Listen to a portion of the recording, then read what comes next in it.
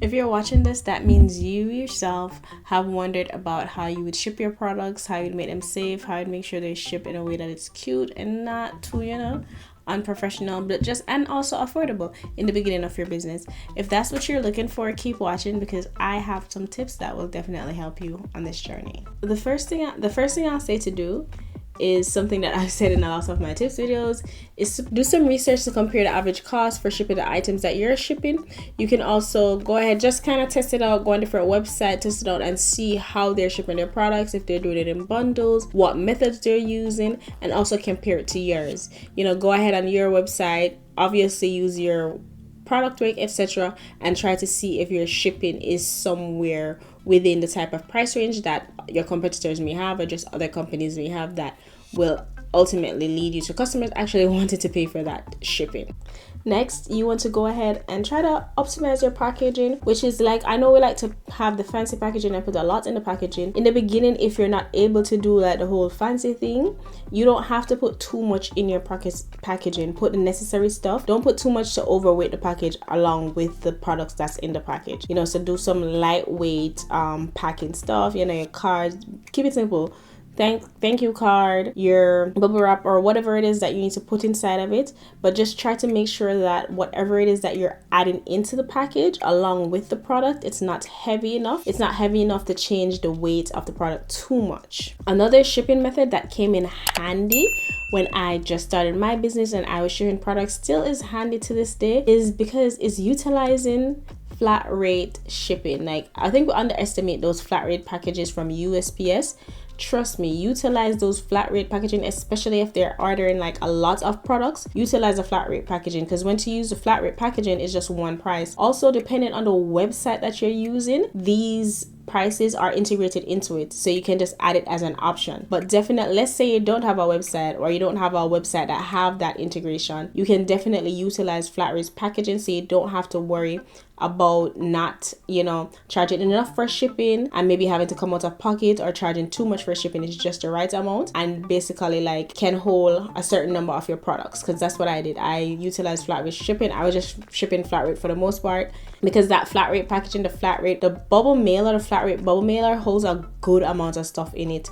So even with when you wrap up the stuff, it holds a lot of stuff in it. So I was able to use that for a good while to ship my packages. My next topic kind of piggybacks off of what I previously said. You want to take advantage of websites shipping promotions. For example, a lot of the times if you ship through a website, you get cheaper shipping price. You get like a discounted shipping price based on your monthly plan. So depending on which website you're signing up for, you're getting really good deals on shipping packages. So you want to also say if you don't have a website, that might be something that you want to think about, getting a website so you can have cheaper deals when shipping these products out to customers, and it makes it a bit easier to when it concerns locating the address, etc. So definitely look into utilizing external shipping third-party shipping companies that still use like UPS, USPS, and so forth. Next, I want to go into some supplies that you will need to ship your packages. Even if it is in the beginning, like this would be like the bare minimum supplies that you will need.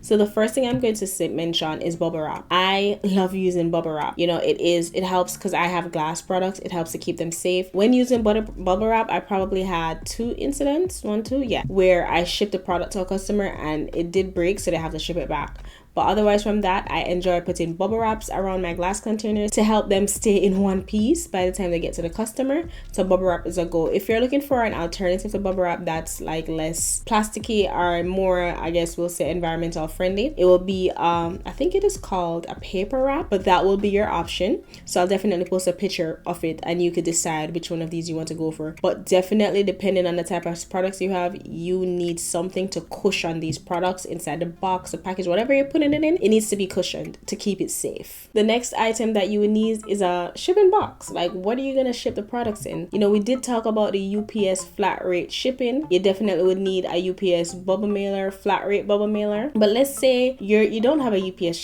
flat rate bubble mailer. What are you shipping it in? You want to make sure that you have boxes to ship these things in. So know the size of your product. Know how much, what size box at least 4 products will hold into, Also, I Also, I had corrugated boxes. I had mini boxes that I would ship my products in just to give it that cute effect. So I would have the mini box, and then I would have crinkle cut papers inside the mini box that kind of cushion my products and then put them in. They are some, I think on certain websites they call them corrugated boxes. I think, yeah, I mispronounced it, but probably that. Or I know on Uline it's called literature mailers, right? Let me check here. Yeah, literature mailers. So I used to get them from Amazon, but once Amazon kind of hiked the price on it, which they did, that's another tip. When you're looking for packing supplies, if Amazon feel like it's too high, shop around, because Amazon isn't the only place. But I did start out getting mine from Amazon. They raised the price, so I ended up having to go to Uline and started just ordering it from Uline, which was a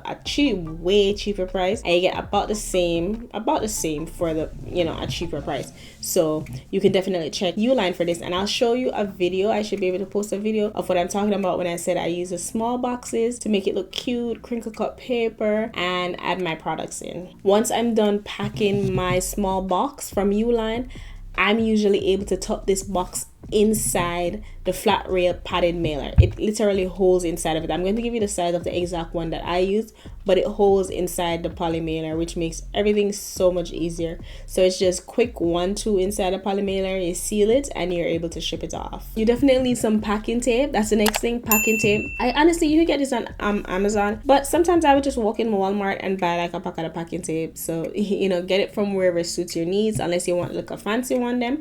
But for the plain ones, Amazon or just Walmart. You also want to add some type of printable, maybe a printable on how to take care of the product, how to use it, maybe your thank you cards. That's important to add maybe a thank you card in there with information on where people could find you, where they could reach out to you if they had questions or anything like that. So that's very important to add your thank you cards as well. Now in the beginning, if you don't have any, you can literally make these on your computer. You can print these off. I used to have like really small cards. I got cardstock, created really small cards, cut them up, and those are my thank you cards. The next thing you want to have, especially in the skincare business, you need a scale. Let me tell you why you need a scale.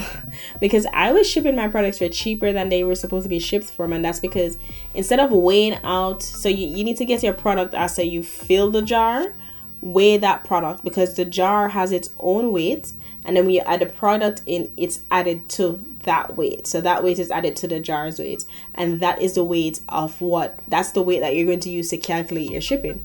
So after you have already put everything in, put the label on your product, go ahead and weigh your actual product. I'm saying this for the people who, this is actually for the people who are using websites like Shopify or Square or just any one of those websites. If they are calculating your shipping for you, what they usually do is use the weight that you have provided for the product, and that's how they will come up with the best shipping option for your customer. So definitely make sure you have a scale so you can weigh your products. For newbies, if you don't have a website, you can pack all your products in the box and then weigh your products, and then weigh the package to know how much it's going to cost to ship it. But if you have a website, you weigh each product individually, and it's like that for the rest of the time. You don't have to weigh it all the time, and then it will tell you like a total value of the product. Another thing I wanted to add, you want to add in the weight of the box that you're going to use, because I think it's Shopify had, when you put in the type of box or the size of box that you're going to use, they actually ask you the weight of that box as well, so they can calculate everything. The next thing I want to mention is lots of us, when we're starting out, we watch all these videos and automatically we're like, oh my gosh, label printer. Label printers are expensive. If you are just starting out and you're probably getting like a 1 sale here, a 1 sale there, 5 sale there, 5 sale here, you don't need a label printer right now. I think the best strategy here is to purchase a label printer after the business start making some money, and use that money to purchase a label printer. Because honestly, you can go without using a label printer. It's not like you don't need it right away. If you have a little budget, you don't need a label printer right away. You can actually just print it off from your computer and use that. Print it off on your computer and use tape to attach it to your package, and use tape to cover it so it's semi-waterproof so water doesn't make it run. Or you can purchase a pack of those shipping pouches that you can stick the address in and then paste it onto your package. You can do that as well. But if you're really strapped for cash, go ahead and print it out from your computer on regular paper, tape it on your package, and then tape over the label so that water doesn't run on the information that is on the label. If it rains or just something, anything can happen, right? So no more purchasing those big label printers in the beginning of your business, okay? If you've made it this far in the video, leave a comment down below. If you have some questions on shipping, definitely drop a comment down below, and especially shipping in your body butter business, drop a comment down below. I will respond to you. Thanks for watching, and see you next time. I don't know if you guys already know, but I sell digital skincare business downloads, from thank you cards to Instagram story highlights. I do have a Print My Brain session as well, and an e-guide as well to start your own skincare business on a budget. If you're interested in that, click the link below. If you enjoyed this video, then you may enjoy one of my other videos about how to make a simple whipped body butter, or just go ahead and watch my playlist on how to start your skincare business on a budget, and a lot of other informational tips and tricks as well. Thanks again, like and share.